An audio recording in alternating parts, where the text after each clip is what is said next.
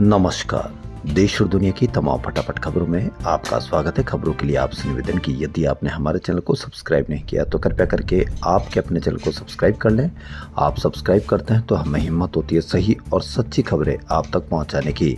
वरना मीडिया में किस तरह की खबरें आपको पेश की जाती है, किस तरह से बताई जाती है, किस तरह की आपको नेगेटिविटी खबरें आपको पेश की जाती है, यह आप भली भांति जानते हैं।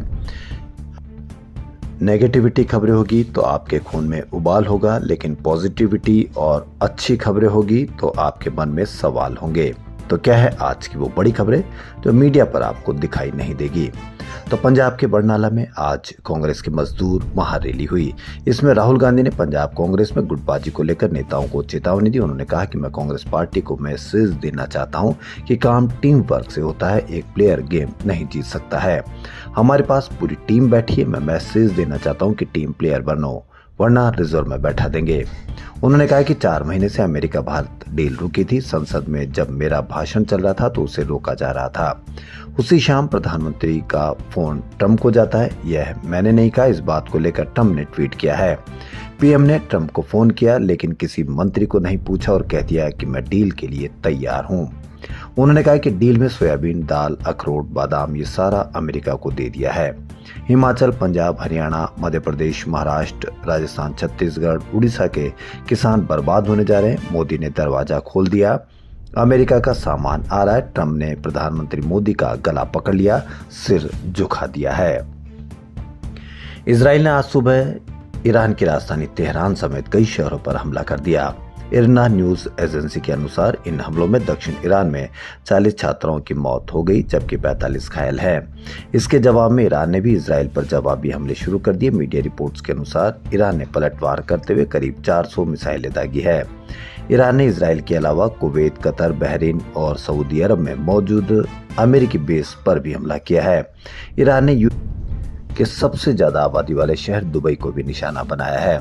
दरअसल इजराइल ने ईरान के खुफिया मंत्रालय, रक्षा मंत्रालय, सुप्रीम लीडर खोमनई का ऑफिस और ईरान के परमाणु ऊर्जा संगठन को निशाना बनाया। हमले के बाद खोमनई को सुरक्षित जगह शिफ्ट कर दिया गया है।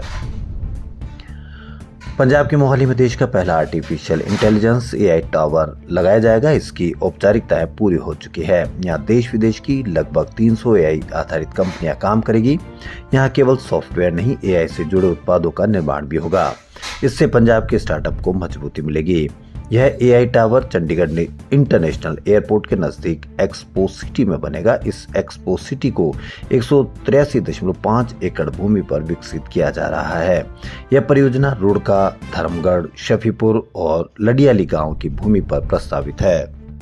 इस प्रकार की खबरें आना अब लगभग बंसा हो गया है। इसकी निगरानी के लिए हाई लेवल अफसरों की संयुक्त कमेटी का भी गठन किया जा रहा है। शुक्रवार को धारा 4 व 6 की भी अधिसूचना जारी हो गई है।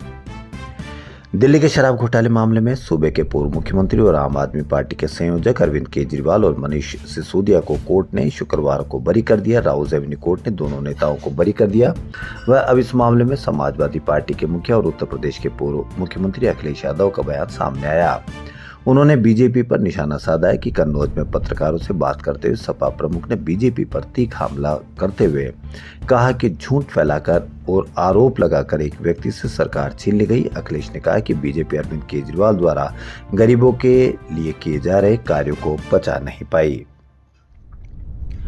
दिल्ली के पूर्व सीएम और आप नेता अरविंद केजरीवाल दिल्ली के कनॉट पैलेस के हनुमान मंदिर में पूजा अर्चना की। उनके साथ पत्नी सुनीता केजरीवाल, मनीष सिसोदिया, आप सांसद संजय सिंह समेत अन्य नेता मौजूद रहे। एक दिन पहले ही दिल्ली शराब नीति से जुड़े सीबीआई मामले में केजरीवाल, सिसोदिया समेत 23 लोगों को दिल्ली की राउज एवेन्यू कोर्ट ने बरी किया था। कल शाम केजरीवाल ने आप दफ्तर में प्रेस कॉन्फ्रेंस भी की थी। उन्होंने कहा कि प्रधानमंत्री मोदी और अमित शाह ने हमारे खिलाफ षड्यंत्र रचा। वे आपको हरा नहीं पाए तो खत्म करने में जुट गए। उन्होंने कहा कि मैंने जिंदगी में सिर्फ ईमानदारी कमाई, कोर्ट में यह साबित हो गया। इंडियन यूथ कांग्रेस के राष्ट्रीय अध्यक्ष उदय भान चिब को एआई समिट प्रदर्शन मामले में पटियाला हाउस कोर्ट ने जमानत दे दी। कोर्ट ने दिल्ली पुलिस क्राइम ब्रांच की तरफ से 7 दिन की रिमांड मांगी गई थी, जिसे कोर्ट ने अपर्याप्त आधार बताते हुए खारिज कर दिया। कोर्ट ने चिब को 50,000 के निजी मुचलके पर जमानत दी है, जिसमें पासपोर्ट और इलेक्ट्रॉनिक गैजेट्स कोर्ट में जमा करवाने की शर्त भी शामिल है। दिल्ली पुलिस क्राइम ब्रांच ने देर रात कोर्ट में उदय भानु चिप को पुलिस कस्टडी रिमांड को 7 दिन बढ़ाने की मांग करते हुए अर्जी दायर की थी। साथ ही मामले के 2 अन्य आरोपियों की रिमांड के लिए भी अलग अलग अर्जी दायर किए थे। आंध्र प्रदेश के काकीनाडा जिले के वेटलापलेम गांव में आज पटाखा बनाने वाली यूनिट में धमाका हो गया। हादसे में 20 लोगों की मौत हो गई, जबकि 6 लोग गंभीर रूप से घायल हैं। धमाके के समय यूनिट में 20 से ज्यादा कर्मचारी काम कर रहे थे। स्थानीय लोगों ने बताया कि दोपहर करीब 2 बजे ब्लास्ट हुआ और धमाका इतना भीषण था कि इसकी आवाज 5 किलोमीटर दूर तक सुनाई दी। इसके बाद ग्रामीण घटनास्थल पर पहुंचे और हादसे में घायल लोगों को अस्पताल भेजना शुरू किया। प्रधानमंत्री मोदी आज राजस्थान के दौरे पर हैं। राजस्थान के अजमेर से ह्यूमन पेपिलोमा वायरस वैक्सीनेशन अभियान की शुरुआत की। जनसभा में मोदी ने कहा कि कांग्रेस को कुकर्मों के लिए देश कभी माफ नहीं करेगा। पूरे देश में लगातार हार रही है और गुस्से में इसका बदला भारत को बदनाम करके ले रही है। देश और दुनिया की तमाम फटाफट खबरों में फिलहाल इतना ही। यदि आपको हमारा चैनल पसंद आए तो लाइक, सब्सक्राइब और शेयर अवश्य करें। धन्यवाद।